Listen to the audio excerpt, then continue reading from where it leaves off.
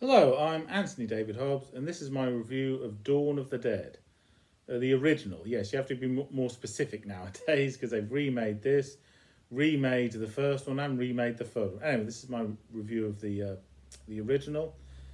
Now, I knew of Dawn of the Dead because there was a remake and there was the spoof called Shaun of the Dead, so I knew about it, but then I thought if I do see the remake of Dawn of the Dead, I would prefer to see the original first. Then I found out it was part of a trilogy. And then I found out a few years after that there was another trilogy made very quickly. You see, the new George A. Romero trilogy, there's a small age gap, only an age gap of about a year between them. But the original trilogy is very different. There's an age gap of about 10 years between each film. Okay, so very different. Okay.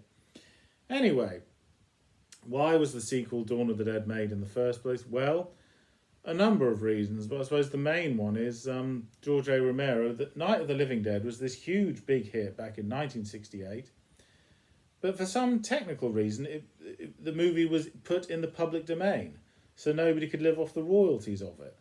And George A. Romero was like, no, that's not fair. Surely the writers of any movie should live off the royalties, or at least get a tiny percentage. But no, they didn't get anything. And I suppose that put him off doing zombie films. So he did other films that were totally different, nothing to do with horror at all. Oh, with some exceptions. He did The Crazies, that's a horror film, and he did the movie Martin. Now, Martin, that's a film about a vampire, but if you take all the supernatural elements out. And The Crazies, that's like zombies, only you take all the supernatural elements out. They're crazy people that are they're loose, and they're attacking people. Yeah, so it's an interesting concept. If you get a monster from folklore and take the supernatural elements out, can that make a good film? Yeah. Unfortunately, nothing he did had the same impact as Night of the Living Dead. Then he was given the chance to do a sequel.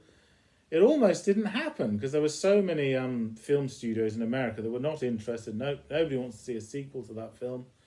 So, and also they were put off by the level of gore that was going to be in the sequel. They thought, no way, nobody wants to see a film like that. Yeah.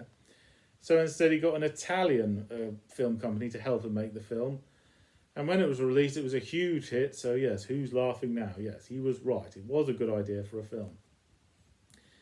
Now, like the first one, at no point do we have the word zombie ever said in the film, which is ironic, because in the Italian version, that movie's just called Zombie. Yeah.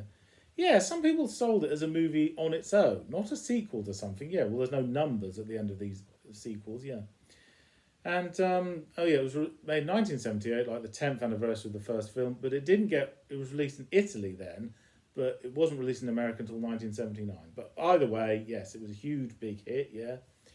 It was so good, in fact, that some people say it's better than the original. Well, that's a matter of opinion, yeah. Night of the Living Dead, it introduces the idea, yeah, but I think the sequel is better, yeah. And okay, I'll start right at the beginning. I saw Night of the Living Dead first because I wanted to see them in the right order. Then about 2 years later, I saw Dawn of the Dead, and I was ill. I had the day off, yeah, so I needed something to cheer me up, and it worked. It was a good feel-good factor movie. How can a zombie apocalypse film be a feel-good factor? Well, simply because it's a horror movie. There's lots of despair, the whole of society's come to a standstill. We're all going to die. What the hell kind of future can we look forward to? But the four lead characters find a huge shopping centre. They go inside there just to stop for a rest so they can refuel the helicopter. But then afterwards, one of them suggests, why leave? I mean, we've travelled all over the country, all the towns, all the villages, nothing but zombies plaguing the whole area. It's on a massive scale, yeah. Why the heck would we want to leave? This shopping centre, there's no other humans living here. All the food, all the tools, all the facilities we need. So it's not all bad, is it? Yeah, you're a little bit of paradise. You're living there and it's theirs. It's all theirs, yeah. So yes, in spite of all this horror, there's some feel-good factor elements in there as well, yeah. And there's also some comedic moments, like when they stop on the way, there's a zombie that's very tall, and there's a parked helicopter, and the propeller slice the top of his head off and slice his brain off. There's another bit when Peter and Roger steal some money. Money is useless now, you can't use it anymore, but what the hell, they steal it anyway. So yes, there's some silly bits. Oh, when in the shopping centre, when Roger uses the aisle between the escalator thing, like a slide, yeah, it's like a fun ride, yeah. And although they're trapped in the shopping centre, there's plenty of room to run about in. Yeah, heck, there's even one scene where they drive a car along it. Yeah, so yes, it's not all bad. Yeah, they found a nice place to live. But Franny says to the others, "Well, you've been so mesmerised by this place. We are trapped. It is a prison. Yeah. Now humans want their freedom, yes, but they also want to be safe. Where can they go that isn't safe? It's nothing but zombies ever. So by that logic, they're better off there." So they sort of like have a little house meeting, yeah, and they just say, "Well, let's just stay here for now. We've got all the facilities we need, and then decide what to do." Yeah. And I knew nothing about Dawn of the Dead, just that it was a big deal, very famous zombie film. And the first time I saw it, I thought it was about four people in a helicopter, and they're on the run. They're always moving from place to place all the time. Well, that's how it starts, yeah. And there's some characters that say, "We're going on a boat to find an island." Which island? Any island, it doesn't matter. Yeah. So, do you want to go by land, air, or sea? Well, it's entirely up to you, yeah. Anyway, and you have to do looting and steal food and fuel. Well, because money's no good anymore, society's come to a standstill, yeah. But you are rooting for the four heroes, because yes, they're thieves and looters, but they never kill any humans to get what they want. That's the difference. They've maintained some humanity left, yeah. And also, in all this gore, blood and guts and funny elements as well, there are some serious issues in it, like, well, for instance, Franny says, "Why do these zombies come to this shopping mall? I mean, when we got here, there were no humans here, but there were lots of zombies here anyway. I thought they only go to places where there's humans for them to eat. So why have they come here?" So they guess, they speculate and go, well, maybe they feel drawn to it because they can still remember in their past lives doing lots of shopping. Maybe zombies are a bit like ghosts in that sometimes they reenact how they behaved when they were alive. Maybe they miss being alive, they miss being human, yeah. And that's a sort of satire. It's a joke saying how in the capitalist world, some shoppers just shop like they're in a trance. They're so mesmerised by the shopping and just shop like maniacs, yeah. It's sometimes humans are shoppers can be brainless like zombies, so it's a joke on that. I remember once I went to a shopping centre, I only had 3 things to buy on my shopping list, but I came back with about 15 things I'd bought. So, yeah, the shopping fever gets hold of you, yeah. And that's fine, there's nothing wrong with shopping, but you need to have some ground rules. You have to know when to stop, yeah. And yes, they think, well, okay, so they found a nice place to stay. And in effect, it reminds me a bit of Red Dwarf. Red Dwarf, that's about a massive spaceship, big enough to carry dozens of people, but it has a crew of less than 10 people. Now, they miss all their comrades, yeah, but it's not all bad, because yes, there's enough food for a lifetime. They don't have to worry about food, nobody has to go to work, and you can have lots of fun, you make your own rules. And in the same way that 4 characters, Stephen, Fran, Peter and Roger, they make their own rules. This is their own society. Nobody can tell them what to do. Yeah. And there's plenty of room to run about in. It's better than being confined in a small farmhouse like the first one, yeah. But, oh yes, and they find out Franny is pregnant, yeah. And they think, what are we going to do about that? Should we get her to a doctor?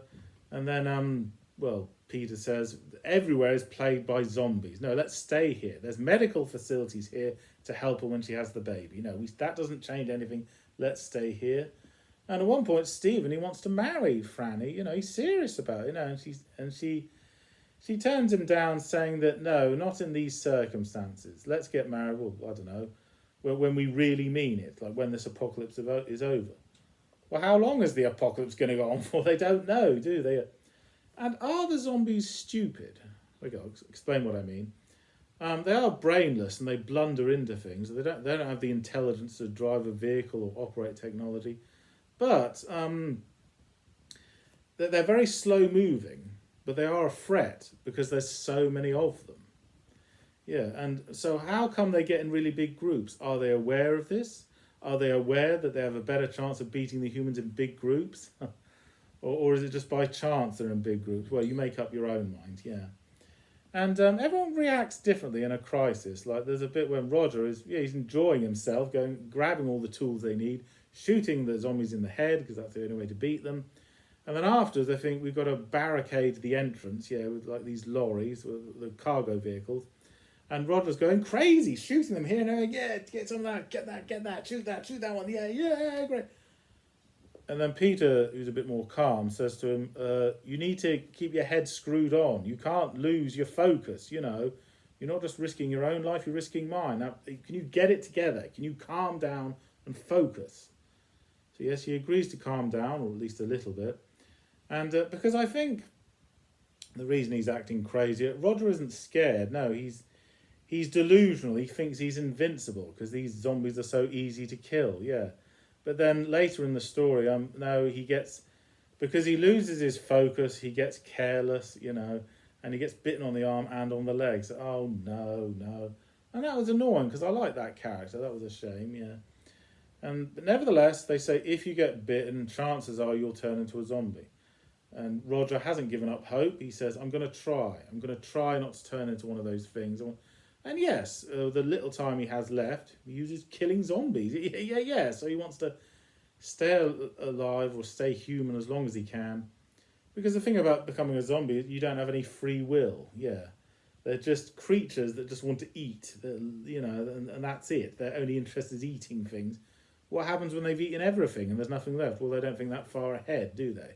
They're like a killer virus. They don't think that far ahead, yeah. Oh, and there's a bit when they watch the news on television, and there's like a man of science, a kind of professor, and he has a patch over one eye. And I think that's symbolic because if you lose the sight in one eye, that would be terrible. Yeah, I wouldn't wish that on anyone. But you've lost an eye, but the rest of your body's still intact, so you're damaged but not dead. Yeah, you're damaged but not destroyed completely. So the patch over one eye, that's a metaphor for the human race in general in the story. Damaged but not dead. Yeah, not destroyed completely. We're not doomed yet, not quite. Yeah. And basically, the professor, he just says, these creatures, some are calling them cannibals. They are not. Zombies are a separate species to humans. They never eat their own kind. They only plague on living flesh, yeah. So even if your best friends or family have turned into zombies, don't think of them as people. No, they're monsters. It's us or them. We must kill them. The only way to win this battle is to kill every single one of them, yeah. Don't let your emotional feelings get in the way. We've got to be logical, or practical, whichever word you'd like to use, yeah. Okay, spoiler alert. It worked. It's sad that Roger dies and they had to bury him. But, they're happy there. They could live there for years. But something ruins the whole plan. What is it? Looters, bikers, they come in and ruin everything. Oh, so not zombies that ruin their happy home. No, humans ruin everything. Yes, humans certainly are a mixed blessing. And one of the bikers is wearing like a Nazi helmet. That's symbolic. Nazis are people that lost their humanity. In the same way, the zombies that used to be human have lost their humanity here. And there's that scene where one biker is attacked by a load of zombies and has all his guts ripped out. And I was shocked. I thought, could you show that in 1978? Well, only just. It was a brand new thing that was allowed, yeah. This is much more gorier than the first one. And, okay, another spoiler alert. Originally, all the goodies were going to die, but they changed it so there's at least 2 survivors. And I like that, because that's like the symbol of hope. And Franny's going to have a baby, so if there's a baby, there's going to be hopes, yeah. So, in other words, Dawn of the Dead, best zombie movie ever. Okay, thank you for watching. I'm Anthony Hobbs, and I'm never bored.